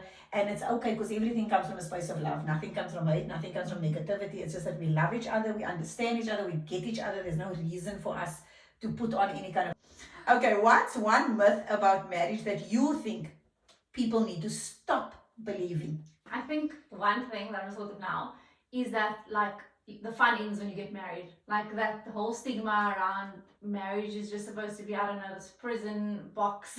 You can't live anymore. Your single life ends. Yes, you're exclusive now with your partner, but doesn't mean that the fun has to end. It doesn't mean you have to stop going out and doing things and being unserious together. Like we don't take life seriously. We sometimes feel like we're just kids. And so like if we have kids now, he's having kids. We don't feel like adults in that term. Yeah. We feel like we're still growing up, we're still learning things that we have conflict after conflict. Sometimes it's the same conflict that comes up again, and we just don't take life serious. We can be silly. Yeah. We can have dance offs and like pull the weirdest of faces together, and we still just kids sometimes. Yeah. And I feel like the fun doesn't have to end when you get married. And for you, Ziyaad, what's the myth that you think people need to stop believing about marriage? And marriage always has to be 50-50. Mm. And we were saying that it doesn't. Sometimes it can be 70-30. Sometimes I have to pick up slack because you're having an off day. Marriage and is never sometimes 70-30. It's 100-100. I think marriage can sometimes be 100-0. Yeah, exactly. I feel like sometimes you never know what day you're No, going to get but I someone get as. you, It's not always equal load. Yeah. And I honestly, Yeah. Ziyaad, you're a man, so you won't get this, but when a man is sick, it is 100-0. When a man is sick, I tell you this all the this time. is look What? here. No, I don't care how men have evolved. Yeah, There's you certain don't even have things- to be sick like to be treated like a baby. Let's be do like honest. it, yeah. Exactly. Some That's what I'm guys. saying. Sometimes we need it, and sometimes you have to pick up that slack, and sometimes I have to. Yeah, that's and I think the only thing that I would say to couples today is just be aware that that exchange is happening. That it's not, 70-30 to one person all the time. Yeah. But that 70-30 shifts. And I think that's important. If you find that you're always the one that's giving 70, then maybe you need to take a step back and go, hang on, this is getting to a point now where I'm feeling used and I'm feeling like I don't get time out. It's Yeah. only one person that's getting to have that off day. And I think that's the only time you really have to care. I think other than that, if it's working and it's like a little bit of a dance you're doing, you just know who needs what when. I don't think you have to measure whether it's 50-50. I think you can just kind of feel Yeah. it is where it needs to Yeah. be. Okay, now looking ahead on your lives, what's one thing that you want to protect in your marriage no matter what? I would say the positive and happy outlook that Tash always has on life. She always finds the positive in everything, and I don't even know who she would be if she wasn't that person. Mhm. So that's something that I want to protect. I just keep. So, what is one thing you want to protect in your marriage no matter what? I think it's our friendship and how strong our bond is on a deeper level. The fact that we can like be silly and we can dance with each other and we can just take life unseriously. And I would definitely want to protect that. In 20 years, I still want to be able to be the same silly person I am with you today. Yeah, and laugh with each other every day. And laugh and keep each other up till 1 o'clock just talking about like the stupidest of things. I wouldn't want to lose that part. Okay. How do you keep the romance alive after the wedding is over and when real life kicks in? We were saying it's just like being thoughtful and doing those small things for one another. I know some days, there was that day when I think I made you upset the evening before, and you were going to get really upset with me because I pulled into the garage first. Do you remember that day? Yes. And then I happened to come out the car with flowers. And she's like, oh, you are so lucky you did that today. So it's just like those small Like things. small things that Yeah. we know each other likes. Yeah. And we also, whenever we go out, we always dress up. Yes. And we always make sure we look good for each other. And I think that's also romancing each other in a sense. We'll always make sure we show up in our best version for ourselves, even though we live together and we see each other every day. Yeah. Yes. I think people hype romance up to be all candlelit and whatever else, and I don't think it's that. I think it's what you guys saying is totally correct. I think that it's in the details. Like I love the fact that every morning when we get up, we make fajr together, and then Dad will go to the kitchen and he'll make coffee, and then bring the coffee. And every morning, without fail, I'm having coffee at 6:45, coffee's next to my bed, and the two of us are sitting and having a cup of coffee. That we have a book that we're reading together. So I will read aloud and then we'll talk about the book afterwards and what did we think about it, what's our ideas about it or whatever. But that little bit of a moment of like an hour before our work day start and all of that for me is the most romantic time of the day for me. And I think the other thing is the movie stuff. The bubble baths and candles and whatever. But I think the daily romance is so important, is having that little thing you do for one another every day that makes the day start off in a good day or ends in a great way. And I think that's something that you start to appreciate more as your marriage grows. If you look at giving advice to couples that's about to get married, what truly honest advice would you give to a couple that's looking at getting married?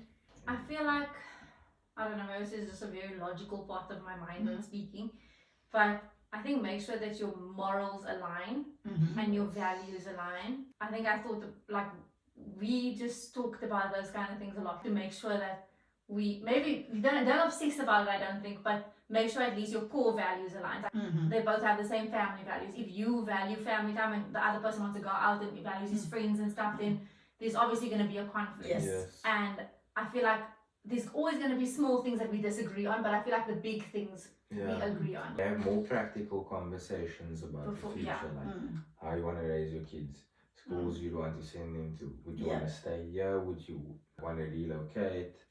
And decides what's a priority for you. Because there's some things we disagree on, but we were like, okay, does this actually matter in the grand scheme of things? Is it a big priority to us? Because your list obviously can't go on forever, but I think the big things were there. Talk about how you live your life, areas you'd want to live, type of jobs maybe you'd want to get eventually one day. And I think that is exceptionally important for couples considering to get married, because I think when you're in the midst of love and you're totally in love, you lose sight of the things that really could rip you apart. 100%. And if you're not aware, like you say, that family is important and the other person doesn't see family as an important part, you end up compromising on something that's a solid belief for you. And when that happens, you eventually will throw that in that person's face. I gave up my family for you. And I think people don't understand that does happen. It happens with many, many couples, is that they don't realize that if something is truly and always has been important to you, and somebody's asking you to compromise that set of beliefs that you have, you can tell yourself while you're in love, oh no, it doesn't matter. You'll try to even find reasons why that person's right. But eventually things are going to quiet down. Love is going to become like air that you breathe every day. I think people just think that like people will change after marriage, and they don't. Like we still the exact same people that we still understand. And that's why I said even your wedding day depicted what was important to you. Down to your wedding day, it showcased what is important to me. You never compromised on that level of importance. For both of you, your families were very, very important. And that was evident throughout the wedding day. That was evident. And even in your marriage today, you guys were looking for 2 bedrooms because you both wanted your brothers to be able to spend time there and sleep by you.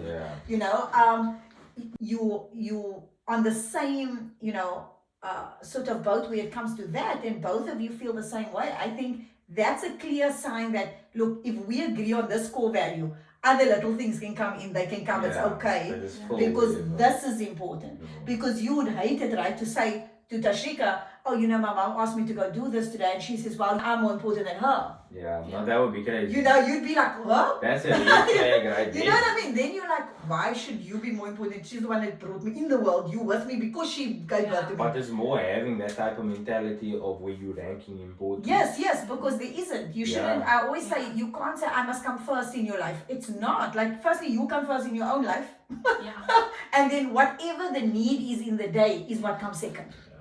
Whatever, because it might be you come from work and something happened with your family and you need to go straight there. It's an understanding. If somebody else is comparing that, then you need to know that's not okay. That is not okay in any way. And I think that's why core values, don't think you can change it. Don't think that you'll be able to compromise on those things. Those are not the compromises I think the two of them were talking about the whole time. It's like, don't compromise on the core. Like Tashreeqa said, she had a box that she had to tick.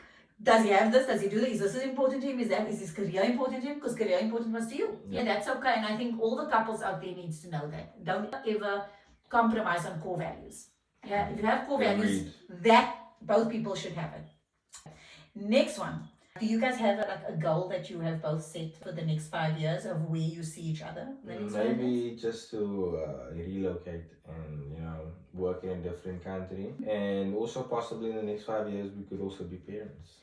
Now I must say that's very surprising coming from you. Oh no. It's very surprising coming from you, because I don't know, you remember when we asked you this question when we met you, we were talking and you said, I can't see myself ever living out of Cape Town. I feel like since you met me, you've become a lot more open to I'm 100%. traveling. And I think after India, after you didn't think that you'd even like this country, and you came back from there and you were like, oh, I I have to actually say liked it. it.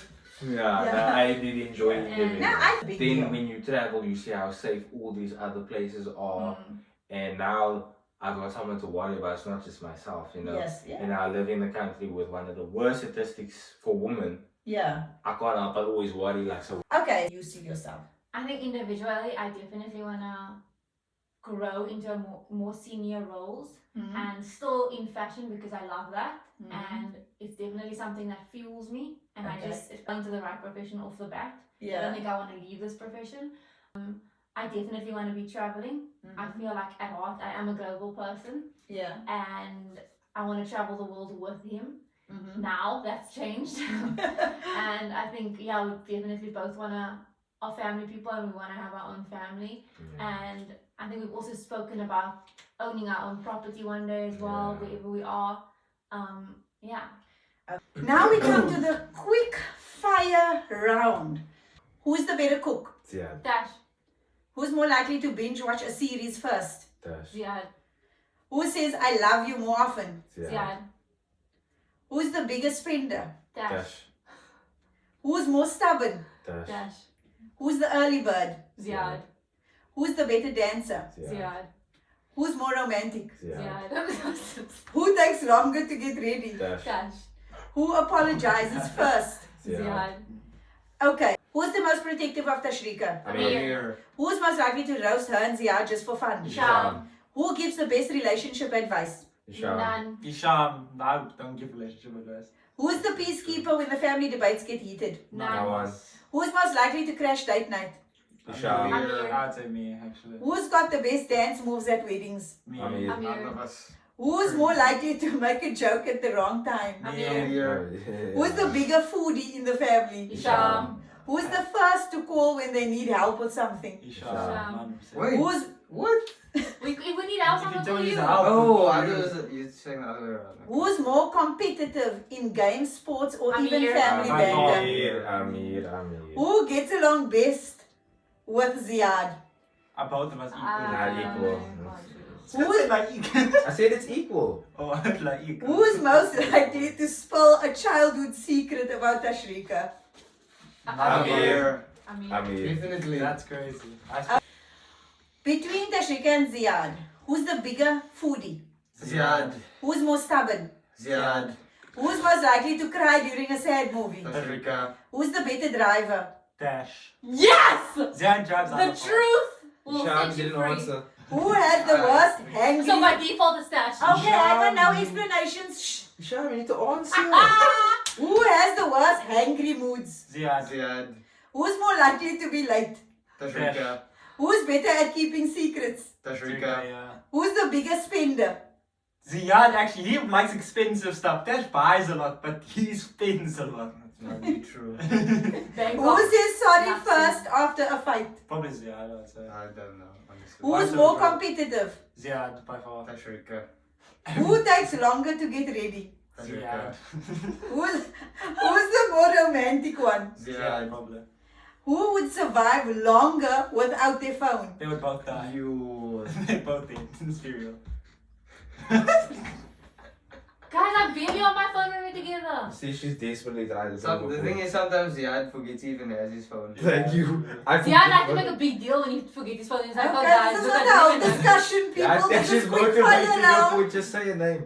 Just say your name, Isha. Yeah, Ziyaad. you make some good points. Who's more likely to start a random dance party? Ziyaad. Ziyaad. Who gets teased more by the family? Dash. Tashreeqa. Who's the funniest brother? Amir. Isham. Who's the most protective of Tashreeqa? Amir. Who gives the best advice? Isham. Who is likely to spoil a surprise? Amir. Amir. Who's the most competitive? Amir. Amir. Who would win in an argument and who would walk away? Amir. Oh, wait, who would win? Amir. Who would win an argument? Amir. Who would walk away? Isham. What? Amir. Yeah, you would. Who's the biggest softie but pretends not to be? Isham. Amir. Who's the better cook? Isham. Who's most likely to forget a birthday? Amir. Amir. Who makes friends the fastest? Amir. Who's the biggest teaser in the family? Isham. Amir. Who's most likely to embarrass you in public? Amir. Isham. Who tells the best childhood stories about Tashreeqa? Isham. Who's the most dramatic when sick? I mean, Amir. No, Isham. I must take it back. I'm I'm currently taking that sick back. and I'm sitting here I'm on sorry, this Isham. couch. Remember that one heat. Who Oh would my drop days. everything to help without hesitation? Isham. no neither. Now, okay, so this is gonna be a shout out to Ihsan and Amir. And Different let's see- Amir, different Yeah. The worst of you. Okay, who's the most protective of Ziyaad? Ihsan. Yeah. Who's the most likely Who's to the- roast Ziyaad just for fun? Amir. Who gives the best relationship advice? Neither. Who's the peacekeeper when family Ihsan. debates happen? Ihsan. Who's most likely to crash your date night? Amir. Who's got the best dance moves? Ihsan. Ihsan. No, Amir, Can I Amir. say Ziyaad? Who's more likely to make a joke at the wrong time? Amir. Who's the bigger foodie in the family? Amir. Ihsan needs quite a bit. Yeah, does. but You see Amir. Actually, Isham does it. I can't choose. Yeah. Who's the first to call when they need help with something? Ihsan. Yeah, I'd call Ihsan. I'd say Yeah. Ihsan. Who's more competitive in games, sports, or even family banter? Amir. Amir. Amir. Who gets along best with Tashreeqa? Ihsan, to Ihsan. be honest. Who's most likely to spill a childhood secret about Ziyaad? Amir. Amir. Amir. Okay. Yes. Yes. Who's the funniest brother? Amir. Amir. I'll say Ihsan. Ihsan's not funny, you know it. Who's most likely to spoil a surprise? Amir. Amir. He did that. He spoiled him behind back. Oh yeah. That's Who's the most competitive? Amir. Amir. Amir. Who would win an argument and who would walk away? Ihsan would walk away. Ihsan will go out. Sal walk away. Sal would win. Sorry, Amir. Who's the biggest softie but pretends not to be? Amir. Sal. Ihsan. Amir. He's my Ihsan is a softie. softie. No, he's my Amir softie. is. Okay, anyway. Okay. Who's the better cook? Neither. Ihsan. Ihsan Ihsan. makes biscuits and Ihsan's stuff. with the man. whole Yeah. master chef apron. Who's most likely to forget a birthday? Amir. Amir, yeah. Who makes friends the fastest? I'd say the same. Amir. Yeah, like Amir. Amir's more sociable. social. So. That's true. Who's the biggest teaser in the family? Amir. It's me. After Ziyaad, we should Yeah, say. it's Amir. Who's most likely to embarrass you in public? Ziyaad. Amir. Who tells the best? Ziyaad's name not supposed to be here. Who tells the best childhood stories about Ziyaad? Ihsan. Amir. Wedding speech. Yeah, Ihsan. That was a good story. Okay. Who's the most dramatic when they're sick? I could Oh, guess Amir. I could guess Amir, to be honest. Who would drop everything to help you without hesitation? Ihsan. Ihsan.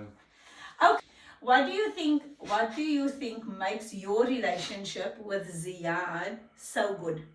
FIFA, UFC, Call of Duty, Black Ops 3. Okay, It's about besides rivals. games. That's how we Besides do it. games, what is it that makes you guys so tight?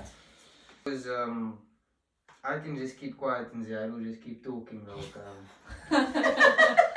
Okay, that's a valid point. I was gonna say I was a fan of the whole package, but never mind. And Oh, that's what he was saying. I was gonna say, but I think it's because we share similar interests with him. yeah, maybe. A lot of the same interests. Thank you to Amir and Hisham. Thank you to Tashreeqa and Ziyaad. And this is, Keeping keeping it real. Keeping What up is with the this? Kardashians. Keeping it real. what is this? Thoughtful Thursday. Keeping it real. And wait for it. No, Keep it no, real, no. everybody.